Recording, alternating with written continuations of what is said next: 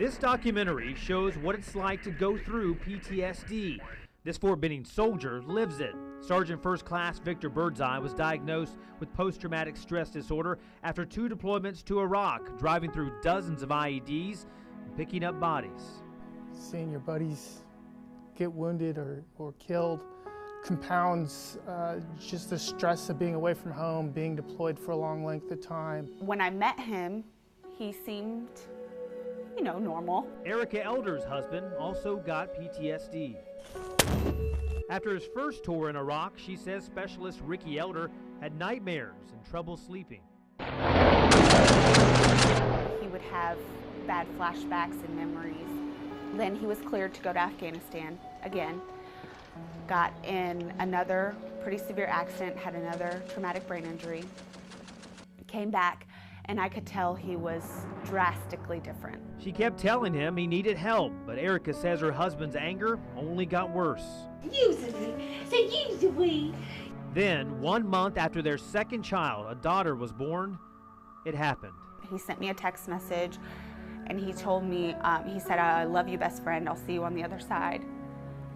He was in a safety briefing and shot himself.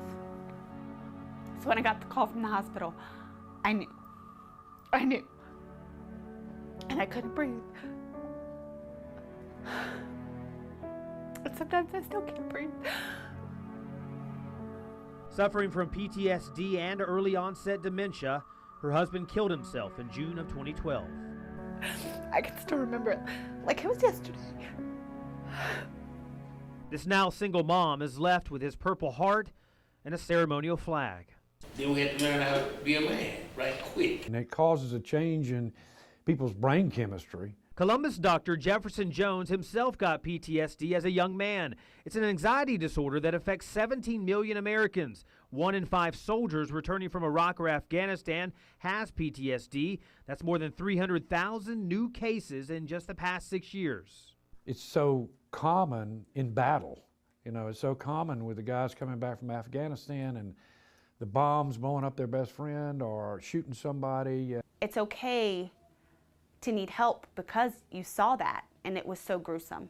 Sergeant Birdseye describes a PTSD attack as a huge weight on you with a faster heart rate and sweating. Irritability issues, anxiety issues, wasn't able to sleep, went through some depression, did some self-medicating with alcohol and over-the-counter prescription medications. When they wake up in the morning, they don't feel like they can make it through the day. How come I can't go to little Johnny's soccer game? What is it that's setting me off to the point where I don't want to leave my house? One of Sergeant Birdseye's triggers is going grocery shopping, facing so many sounds, sights, colors, and smells. You get into a combat mode. You are constantly scanning, looking for possible threats. Going to the grocery store is a major experience. I found ways to limit the stimuli coming in. I wear sunglasses, I wear headphones. Others with PTSD have been blamed for a number of violent crimes in our area and nationwide, but some local doctors don't see a connection. I don't think that post-traumatic stress patients are more violent. We're making inroads in decreasing that stigma. This Army psychologist on Fort Benning says their priority is early identification of stress issues to prevent full-blown anxiety disorders. The commanders and healthcare providers sit down once a month and identify high-risk soldiers who may be vulnerable to a variety of conditions, including post-traumatic stress. When he initially came back and he was telling them, I'm having these issues, maybe take it a little bit more seriously. Major Todd Bell admits military leaders can do some things better, like not being too busy to see the warning signs.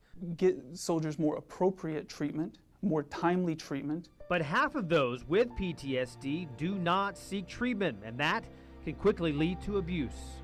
Alcohol, drugs, food, gambling, sexual addictions, you name it. Anything to make them feel better. And soldiers dealing with these minor or major anxiety issues can come visit the 4th floor here at Martin Army Community Hospital, meeting one-on-one with the Department of Behavioral Health personnel. They can help me identify what my triggers are, how to cope with them. Along with therapy, PTSD patients also take medications and do new treatments like EMDR, eye movement cognitive therapy. There's also a misconception that you can't treat this disorder, and you can treat it successfully. But the sad fact is, more active duty personnel die by their own hand versus combat last year, including Ricky Elder. Can you give me a high five? Woohoo! This widow says her son is a constant reminder. Daddy. And especially since I have two small children, incredibly frustrating because they don't get their dad.